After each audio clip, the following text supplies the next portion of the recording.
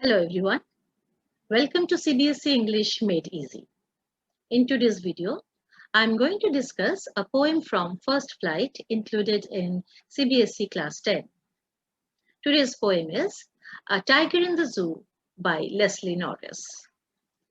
Before we go into the explanation and analysis of the poem, I would like to point out how significant this poem is in today's scenario, especially when tiger has become an endangered species. Let's consider the ecosystem, the balance of the environment. If you study the food chain, you will see that the tiger is at the top of the food chain. It is at the apex of the food chain. How? The grass, which is eaten by the herbivores, these herbivores are in turn eaten by the carnivores, for example, the tiger. So it has a very pivotal role to play to maintain the ecosystem. How? Imagine a situation when the forest is deprived of tigers or other carnivores. Then these herbivores will be left on their own and they will be, feeding on the available vegetation of the forest, and the forest vegetation will start diminishing at a higher rate. So what I want to point out is the tigers, which are taken away from the natural habitat for the selfish purpose of human entertainment or for exhibition, and they're kept behind the bar, they are not only causing suffering for the tiger, but also in a way it is affecting the environment and they are distorting the ecosystem, the balance of the ecosystem, which is the call of the day. Now, we will make a pleasure reading of the poem, A Tiger in the Zoo. A Tiger in the Zoo by Leslie Norris.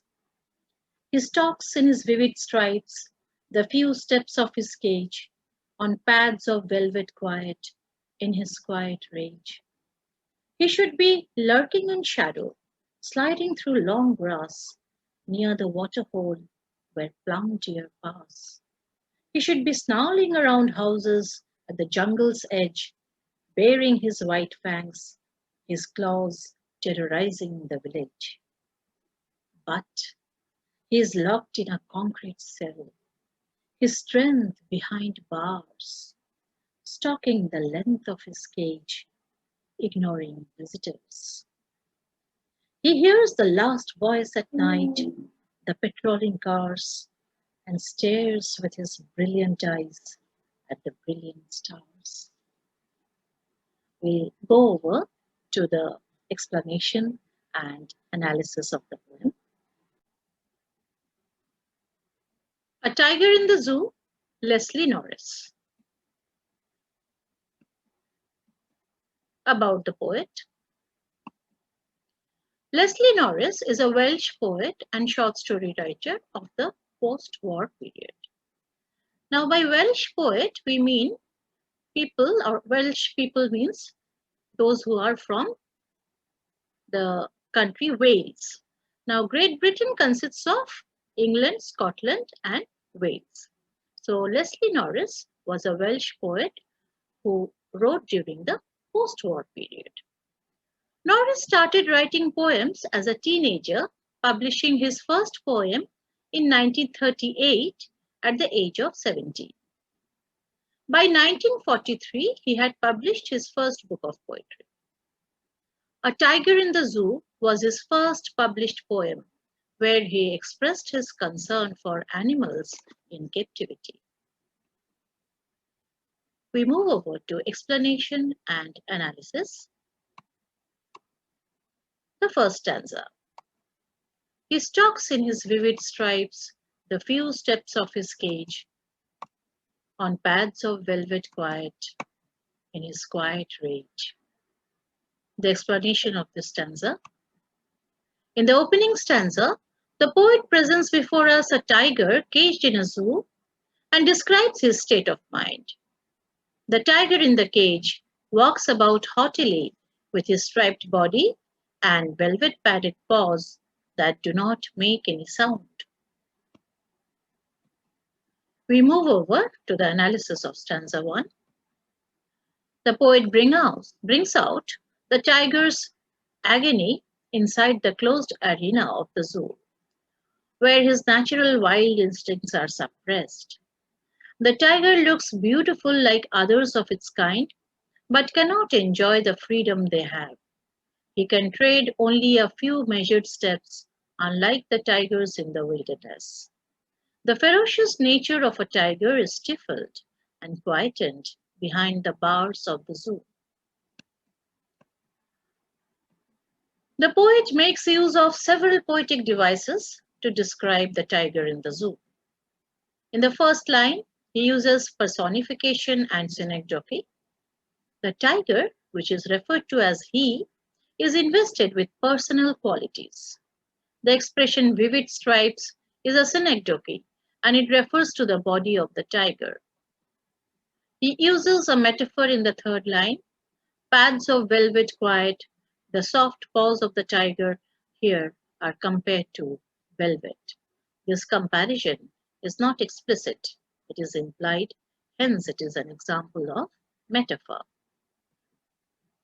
In the fourth line, he uses an oxymoron.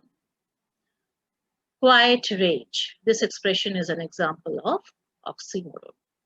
Here, we find two opposite words that are placed side by side to create an impact. The rhyme scheme used is ABCB. The word cage rhymes with the word rage. Stanza 2, explanation. He should be lurking in shadow, sliding through long grass, near the water hole where plum deer pass. The tiger's natural habitat is the forest, where it would love to move around hidden in the shadowy grassland or wait in ambush around the water pit to prey on the robust-looking deer. Analysis, stanza 2. In this stanza, the poet explains how free the tiger could have been if he was let on his own amidst the forest. The poet chooses appropriate words and expressions to create an imagery of the tiger's life inside his natural abode, such as lurking in shadow and sliding through the long grass. The lines reveal the natural hunting instincts of the tiger who waits for the plum deer to come to the water hole. He would always prefer this over a ready meat provided to him inside the cage.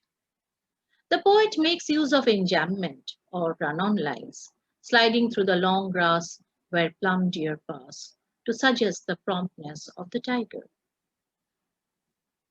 Stanza 3, explanation. He should be snarling around houses at the jungle's edge, baring his white fangs, his claws, terrorizing the village. The tiger's inherent nature is to exhibit his might and power. When he is free, he would be aggressively growling around the outskirts of the forest to scare away the villagers by showing his white, sharp canines and claws.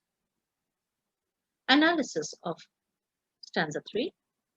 The poet continues to describe the ferocious nature of the tiger, who is free to express his natural instincts of terrorizing through his might. Often, a tiger would threaten the human habitation at the outskirts of the forest, where he may land up looking for domestic herds of animals to prey on. He has the ability to terrorize the villagers, which a caged tiger in the zoo does not have. The poet judicially chooses words and expressions such as snarling, white fangs, and claws to create a terrifying imagery in this stanza. They also symbolize the power and dominance of the tiger. Explanation of stanza 4. But he is locked in a concrete cell, his strength behind bars, stalking the length of his cage, ignoring visitors. The tiger in the zoo is barred inside the concrete prison-like rooms.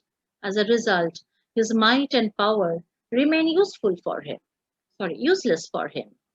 Having nothing else to do He only walks the length of its cage and ignores the people who have come to see him. Analysis of stanza 4. The temperament of this tiger inside the cage is different from one in the forest. Instead of terrorizing the humans gathered around his cage, he is ignoring them. He is deprived of his usual ferocious nature and is rather frustrated by his restricted movements. The bar here is a metaphor of captivity. The poet uses certain sound-based poetic devices in this stanza. For example, alliteration, assonance, and consonance. Alliteration is occurrence of the same letter or sound at the beginning of adjacent or connected words. We find alliteration in the expression behind bars. The sound b is emitted here. Assonance.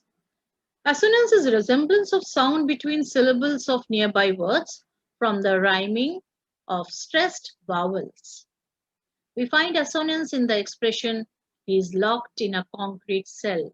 There is a prominent sound of E here. He, concrete, cell, prominent sound of E. Then we have consonants.